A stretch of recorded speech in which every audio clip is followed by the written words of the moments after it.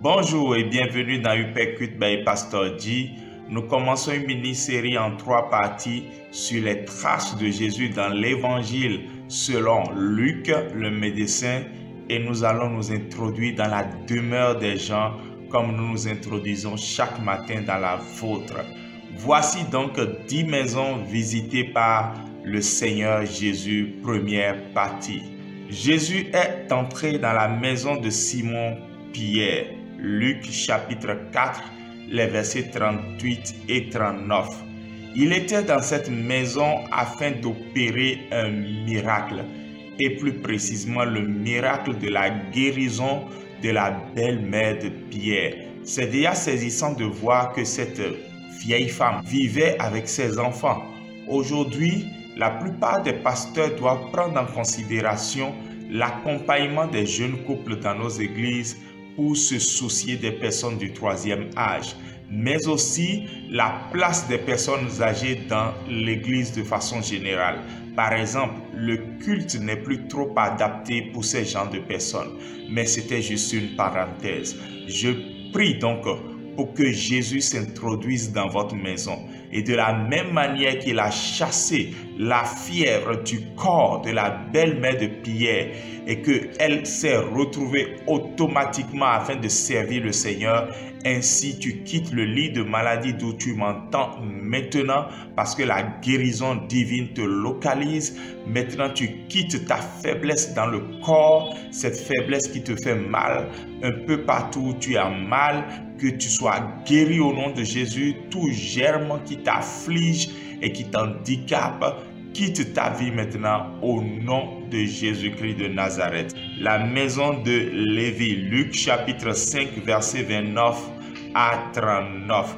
Lévi avait décidé de suivre le Seigneur et lui a ouvert les portes de sa demeure. Ainsi, il a accueilli Jésus, mais pas Jésus seulement. Il a accueilli aussi des gens de mauvaise vie. C'est un peu comme de l'évangélisation.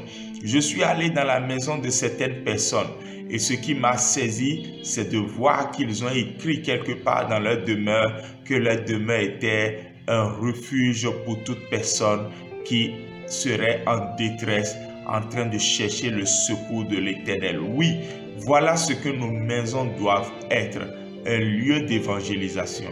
Lorsque nos parents qui ne connaissent pas Christ arrivent chez nous, tout doit leur parler de Jésus. Lorsque nos amis, nos collègues, nos connaissances nous visitent, tout doit leur parler de Jésus. Ce serait triste que vos camarades de classe, d'amphi, vous visitent et que votre chambre soit remplie de posters, d'artistes monnaie et que rien ne parle de Jésus parce que vous dites, vous ne voulez pas indisposer les gens.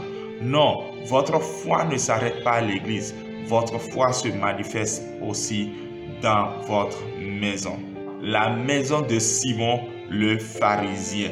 Luc chapitre 7 verset 36 à 50. Oui, cet homme aussi a reçu Jésus. Il n'a pas pu saisir l'opportunité de rentrer dans l'histoire par la grande porte.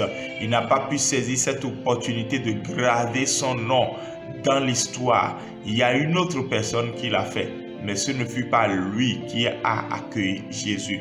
Il est important pour que nos foyers soient sensibles aux opportunités d'être bénis que le Seigneur leur présente. Plusieurs opportunités d'être bénis par le Seigneur sont présentées tous les jours aux diverses familles. Soit c'est le papa qui est au courant et n'en parle pas, ou il en a parlé, maman n'est pas convaincue, ou c'est maman qui apporte l'opportunité à la maison et papa ne l'a pas saisi, ou même si ce sont les enfants. Imaginez la maison dans laquelle Naaman, c'est ainsi concis, vivait. Si cette maison n'avait pas appris à saisir les opportunités, Naaman aurait été un grand homme de guerre, mais malade jusqu'à ses derniers jours.